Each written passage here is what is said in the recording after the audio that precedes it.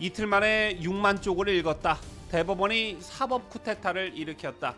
특별재판소까지 만들겠다. 민주당이 이재명 유죄 판결에 대해 내놓은 주장들 얼핏 보면 그럴듯하지만 하나하나 뜯어보면 허점이 꽤 많습니다. 자, 오늘 영상에서는 민주당이 내놓은 5가지 주장을 팩트 기반으로 검토하고 대법원 판단이 정말 문제가 있었는지 살펴보도록 하겠습니다. 그리고 이런 주장들이 과연 단순한 억지인지 아니면 정치적 압박인지 냉정하게 분석해 보겠습니다. 끝까지 보시면 언론에서 놓친 핵심 논점까지 모두 이해하실 수 있을 겁니다.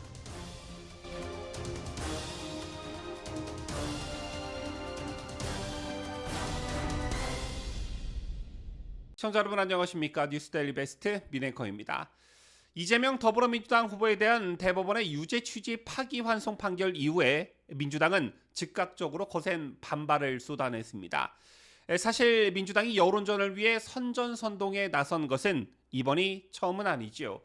사드 배치 당시 근거 없는 전자파 괴담으로 주민들을 불안하게 떨게 했고, 후쿠시마 오염수 문제에 대해서도 국제기구가 인정한 과학적 기준을 무시한 채 괴담과 공포 조장에 나섰습니다. 자, 이러한 패턴은 이번에도 반복되고 있습니다. 자, 이번엔 사법부를 대상으로 밑도 끝도 없는 선전선동을 벌이고 있는데요. 민주당은 이재명의 재판이 졸속으로 처리됐다, 사법 쿠데타다, 대법원은 정치 개입을 멈춰라 등등의 연일 공세 수위를 높이고 있습니다. 여기에 특별재판소 설치, 대법관 증원, 심지어 대법 판결에 헌법 소환을 허용하자는 개정안까지 쏟아내고 있는 실정입니다. 자, 그런데 이재명 하나 지켜내자고 이런 주장들을 펼치면서 내세운 그 근거들이 거의 사드 전자파 괴담 수준이라는 것입니다. 지금부터 민주당이 근거로 내세운 것들이 얼마나 형편없는 것들인지 살펴보도록 할 텐데요. 자, 우선 첫째, 민주당은 대법원이 이틀 만에 6만 페이지 분량의 기록을 읽고 졸속 재판을 했다고 주장합니다. 초선 의원들까지 나서서 챗 GPT가 아닌 이상 이틀 만에 어떻게 이렇게 읽을 수가 있느냐라며 조롱했지요. 김민석 선대위원장은 아예 대법관들의 열람 로그까지 공개하라고 요구하고 있는 상황입니다. 자, 하지만 팩트를 확인해 보면 대법원은 단 이틀 만에 판결한 그런 게 아닙니다. 사건이 전원합의체 회부된 건 4월 22일이었지만 사건 자체는 3월 28일 접수가 됐고 대법원은 무려 34일간 기록을 검토했습니다. 대법원은 보도자료에서 사건 접수 이후부터 검토에 착수했으며 전자 스캔된 기록을 모두 열람했다라고 밝힌 바 있죠. 천대엽 법원 행정처장도 국회에서 대법관들이 전자기록을 통해 모두 봤다라고 답변한 바 있습니다. 무엇보다 상고시민 대법원은 1심, 2심과는 달리 이미 내려진 판결에 법률적 판단만을 따지는 기관입니다. 모든 기록을 처음부터 끝까지 다 읽는 게 핵심이 아니라는 것이지요. 자, 이미 정리된 법리 쟁점을 놓고 그 판단이 적절했는지를 검토하는 것입니다. 따라서 대법관이 6만 쪽을 일일이 다 읽어야 한다는 주장은 상고심 제도를 제대로 이해하지 못한 얘기이거나 얘들이 알고도 이를 왜곡하고 있는 것입니다. 그리고 같은 선상에서 재판이 너무 빨리 진행됐다라는 주장인데요. 민주당은 이재명 사건이 전압 회부 후에 단 9일 만에 선고됐다, 이건 사법 쿠데타다라고 선동하고 있습니다. 실제로 이 후보 사건은 비교적 빠르게 전합 판결이 나온 건 사실입니다. 하지만 이게 과연 이례적인 일일까요? 공직선거법은 신속한 재판을 원칙으로 규정하고 있습니다. 1심은 6개월 이내, 2심과 3심은 각각 3개월 이내에 처리해야 합니다. 왜냐? 당선자에 대한 법적 판단이 지연되면 국민의 선택권, 즉 선거의 효력이 흔들릴 수 있기 때문입니다. 이번 사건은 2022년 9월 기소됐고 대법원 판단까지 무려 2년 7개월이 걸렸습니다. 오히려 기준보다 훨씬 늦어진 것입니다. 이 과정에서 이재명 본인이 재판을 지연시킨 측면도 있지요. 항소심 초반 소송 기록 접수를 2차례나 거부했고 대법원 상고심에서도 접수 통지서를 일주일 넘게 받지 않았습니다. 국정감사 참석 등을 이유로 1심 재판에 불출석하면서 재판이 공전되기도 했습니다. 따라서 대법원이 이번에 속도를 낸 것은 사건의 중요성과 기존의 과도한 지연을 감안한 것입니다. 대법원은 판결문에서 절차 지연과 실체 판단이 엇갈려 신속하고 중립적인 판단이 필요하다는 공감대가 있었다라고 설명했습니다. 선거법 사건을 우선 처리하는 것이 원칙인데 그 원칙을 따른 것뿐입니다. 그리고 이어 세 번째는 민주당이 주장하는 내란 특별재판소입니다. 민주당은 윤석열 대통령의 계엄령 의혹 사건과 관련해 기존 재판부가 신뢰할 수 없다며 특별재판소를 설치하자 이렇게 주장했습니다. 독일이나 일본처럼 과거 전범재판처럼 말이죠. 그런데 우리나라 현행 헌법과 법률 어디에도 특별재판소를 설치할 근거는 없습니다.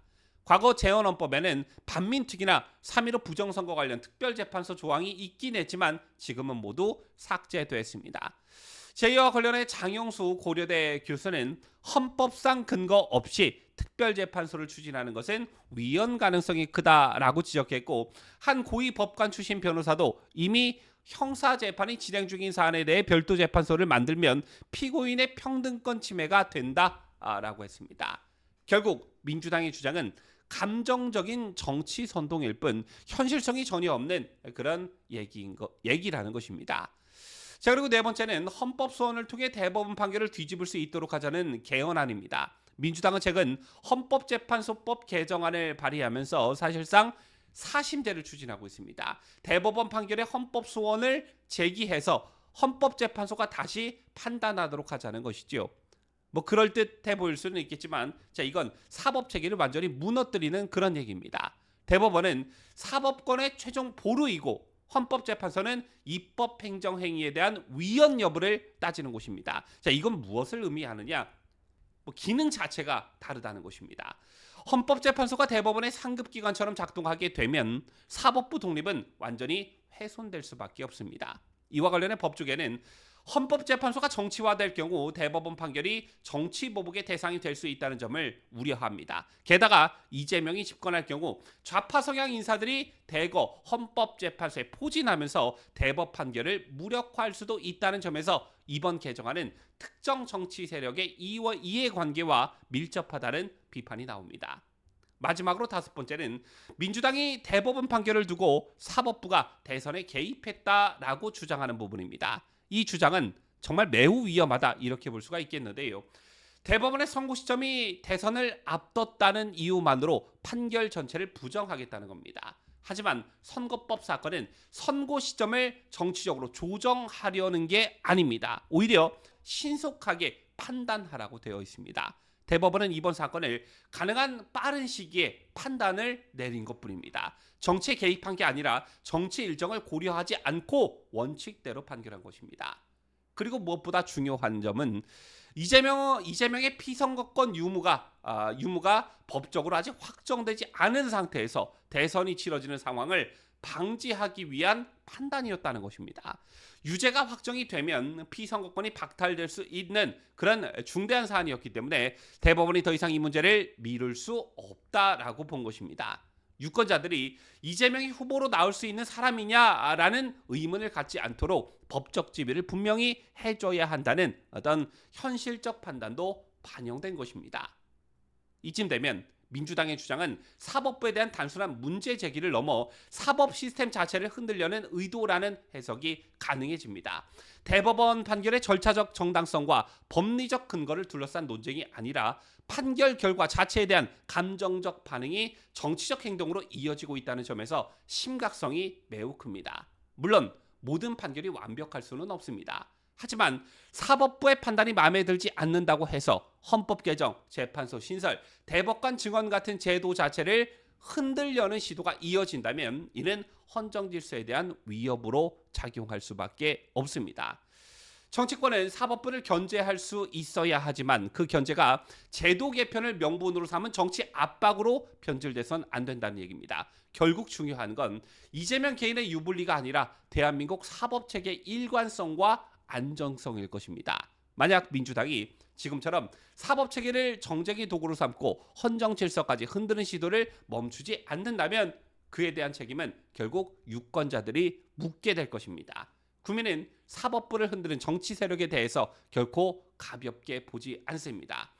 이재명 한 사람을 위해 대한민국의 법칙이 많이 위태로워졌다고 느낀다면 그분들은 선거에서 표로 나타날 수밖에 없겠죠. 민주당은 그 점을 가장 두려워해야 할 것입니다. 지금까지 저는 자유대한민국을 수호하는 뉴스데일리 베스트 민앵커였습니다.